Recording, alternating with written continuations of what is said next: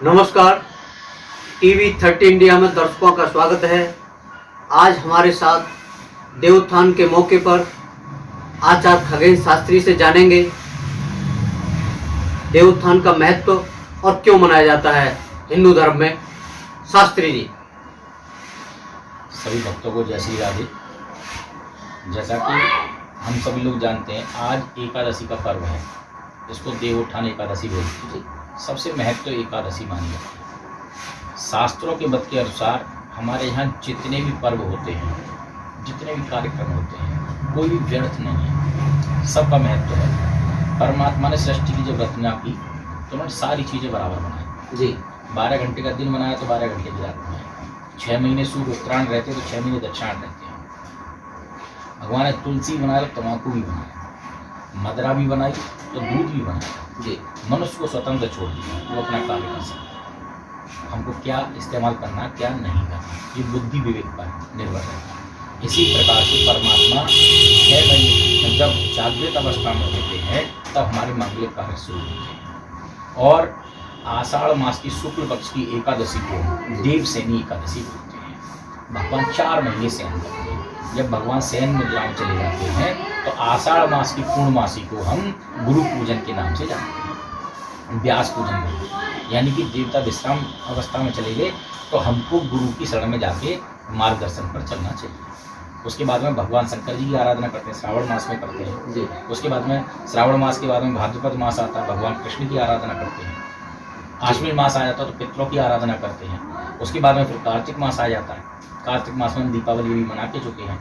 उसके बाद में गोपाष्टमी मनाते हैं, आमला नवमी मनाई, आज देवोत्थान एकादशी। तो यहाँ पर परमात्मा जागृत होते हैं। और जब भगवान जागृत हो जाते हैं तो इसके बाद में देव दीपावली मनाई जाती है, देवता उत्सव मनाते हैं। तो जिसको पूर्णमासी को अभी कार्तिक पूर्णमास शुक्ल पक्ष की कार्तिक पूर्णमासी को हम देव दीपावली के नाम से जानते हैं। आज के दिन जब आज भगवान जागृत अवस्था में हो जाते हैं तो हम अपने मांगलिक कार्य प्रारंभ करते हैं। जैसे गृह प्रवेश करना, विवाह संस्कार करना, मुंडन संस्कार करना, पट्टी पूजन करना, अन्नप्राशन करना इत्यादि सारे संस्कार जो हैं अब प्रारंभ हो जाते हैं। यानी कि जब भगवान शयन मुद्रा में चले जाते हैं तो हम भगवान के उत्सव मनाते हैं, उनके जन्म उत्सव मनाए। रामनवमी देखिए उसी समय आती है, कृष्ण जन्माष्टमी उसी समय आती है, राधाष्टमी उसी समय आती है, बलदेव छठ उसी समय आती है, नौ दुर्गा उसी समय आती है, विजयदशमी उसी समय आती है, दीपावली उसी समय आती है जब भगवान शयन में होते हैं। यानी कि भगवान शयन में तब भी हम उनका उत्सव मना रहे हैं जी।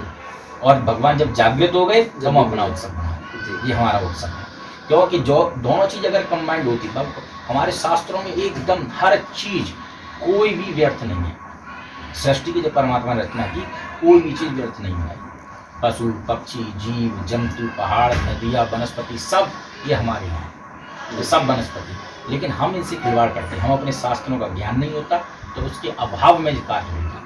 और आज ही के दिन हमारे यहाँ शास्त्रों में आता है ऋतु फलम समर्पयामि। ऋतु के अनुसार प्रकृति हमें फल देती है जी। अब जैसे आप देख रहे होंगे गन्ना आना प्रारंभ हो गया, सिंगाड़े आना प्रारंभ हो गए, मूली आना प्रारंभ हो गया, तो ये ऋतु के फल हैं और इन्हीं से पूजा होती है। मंडप जो बनाया जाता था गन्ने का मंडप बनाया था, इसीलिए गन्ने की सबसे महत्वता है। गन्ने की आज पूजा होती है, सिंगाड़े की पूजा होती है, सिंगाड़े से पूजा होती है।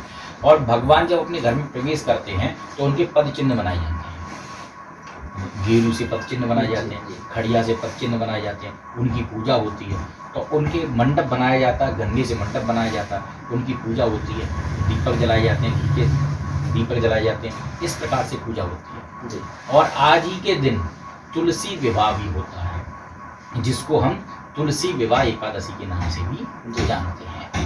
ये तुलसी विवाह एकादशी भी आज ही के दिन मनाया जाता है। इसको देवोत्थान एकादशी भी बोलते हैं, देव प्रबोधिनी एकादशी भी बोलते हैं, तुलसी विवाह एकादशी भी बोलते हैं। ये सारी चीज़ ये एक ही एकादशी के नाम है। सबसे महत्व है और सबसे विशेष आज के दिन अन्न नहीं खाना चाहिए जी। और ना अन्न किसी को दान देना चाहिए, अन्न दान भी नहीं देना चाहिए, इसका भी निषेध शास्त्रों में लिखा है। शास्त्रों में ये भी लिखा है कि अन्न का ना देना चाहिए और ना इसका ग्रहण करना चाहिए जी।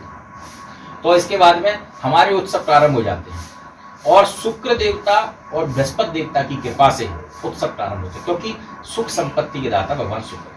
आज की एकादशी का महत्व इसलिए भी अधिक होता है क्योंकि आज शुक्रवार है और माँ लक्ष्मी का वार है। इसीलिए सबसे महत्वदायक आज है कि आज की एकादशी सबसे उत्तम है। हमारे दर्शक जानना चाहते हैं ये व्रत क्यों रखा जाता है? एकादशी का पावन पवित्र दिन है। आज के दिन हमारे भगवान विष्णु जी ने भगवान विष्णु ने अपनी जब विभूतियां गिनाई, गीता में उन्होंने कहा, तो उन्होंने कहा नदियों में मैं गंगा हूँ, पर्वतों में हिमालय हूँ, मनुष्यों में मैं राजा हूँ। तो अर्जुन ने पूछा, हे प्रभु आप तिथियों में कौन हो? तब भगवान ने कहा तिथियों में एकादशी है। इसीलिए ये भगवान का साक्षात प्रतीक है। एकादशी उन्होंने अपनी विभूतियां गिनाई, तो इसलिए सबसे महत्वपूर्ण है विभूति, भगवान की ये विभूति है। इसीलिए एकादशी व्रत सबसे उत्तम व्रत माना जाता है। आज के दिन अन्न का ग्रहण नहीं करना चाहिए और न अन्य किसी को दान देना चाहिए। दर्शक जानना चाहते हैं ये तुलसी विवाह भी इस मौके पर किया जाता है, और क्यों किया जाता है, इसका महत्व क्या है? हाँ, तुलसी जी जो है पूर्व जन्म में वृंदा इनका नाम था। तारकासुर नामक एक राक्षस हुआ, उनकी पत्नी का नाम वृंदा था। तारकासुर इतना भयानक राक्षस था कि देवता उससे थरथर कांपने लगे और उन्होंने सभी देवताओं को भगा के मारा। इंद्र को अपना सिंहासन छोड़ के भागना पड़ा और कोई भी उसका मुकाबला करने के लिए नहीं था। तो सभी देवता इकट्ठा होके भगवान श्री विष्णु के शरण में गए और उनसे जाके प्रार्थना की। तो अब भगवान विष्णु ने देखा कि इसका कारण क्या है, ये तारकासुर का वध नहीं हो पा रहा। तब भगवान ने देखा इनके पीछे वृंदा का हाथ है। वृंदा जो उनकी धर्म पत्नी थी, जो धर्म प्रताप पत्नी थी, तो उनके प्रताप से तारकासुर जिंदा था। धर्म व्रत के अनुसार तारकासुर जिंदा था। तो भगवान ने व्रत भंग करने के लिए तारकासुर का वेश बनाया और उनके पास चले गए। व्रत भंग हुआ तो तारकासुर का वध हुआ। तो तारकासुर का जब वध होते हुए देखा, वृंदा को पता चली कि ये भगवान विष्णु हैं और छल इन्होंने मुझसे किया है, तब वृंदा ने भगवान विष्णु को श्राप दिया। उन्होंने कहा तुम्हारी मत पर पत्थर पड़ गए, तो इसलिए मैं तुम्हें श्राप देती, तुम पत्थर के हो जाओ। जब वृंदा ने भगवान विष्णु जी को श्राप दे दिया तो लक्ष्मी जी ने वृंदा को श्राप दिया कि तुम जड़ हो, इसलिए तुम जड़ हो जाओ। तो वो दूसरे जन्म में तुलसा जी बन गए। लेकिन सारा वृतांत जब भगवान विष्णु ने बताया, क्योंकि व्रत करना अच्छी बात है, लेकिन हमको ये भी करना चाहिए। तारकासुर क्या है आप इसे समझ लीजिए। तारकासुर क्या है? तर्क करना तारकासुर है। आपके अंदर, मेरे अंदर, सबके अंदर तारकासुर विराजमान है।